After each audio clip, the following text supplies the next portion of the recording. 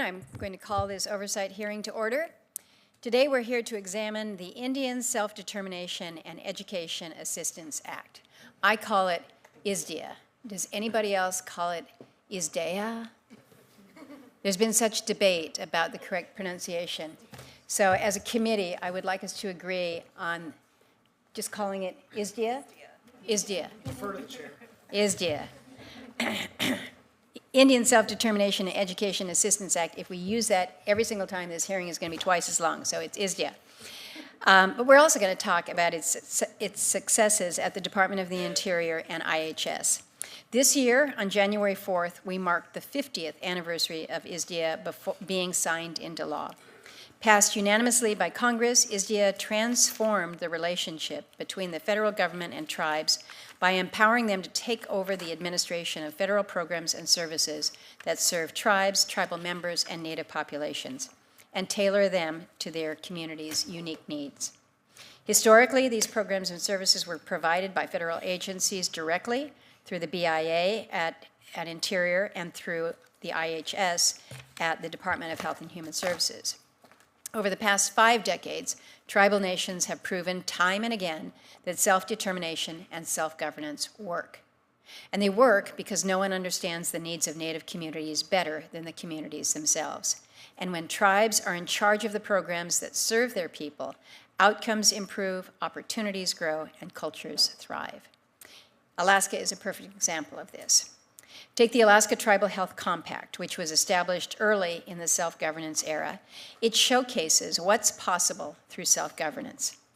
Alaska is the only state in which over 99% of health programs are managed by tribes and tribal organizations, and it has led to world-class healthcare and public health services to over 170,000 Alaska Native people, from Anchorage to the most remote corners of our state. But it's not just in my state of Alaska. Many tribes across the country have built effective programs over generations using ISDEA, investing their own resources, training their own workforce so that they better align with their culture and community needs. These are the models of local innovation and sovereignty, and they deserve both protection and sustained support. In order to continue and build on these successes, we need federal agencies to be good partners. Having the right people, departments, and processes in place to approve and enable ISDEA agreements is essential. Now, I do have concerns about how the executive orders on optimizing the workforce across the federal government and reductions in force are affecting tribal programs. So I've reached out to both HHS, DOI, and other departments, urging each to exempt tribal programs and staff. My colleagues and I have heard regularly from Native communities about changes to service delivery and processes, empty staff positions, shortened deadlines, and ever-circling rumors of perhaps more changes to come. So right now, it's more important than ever for Congress, the administration, and tribes to work collaboratively and seek solutions that work for their communities. We know the benefits go beyond Native communities into every corner of the country. So I want to thank all of our witnesses for being here today. I know that the trip to DC is not always an easy one, but know that your time and your expertise are invaluable.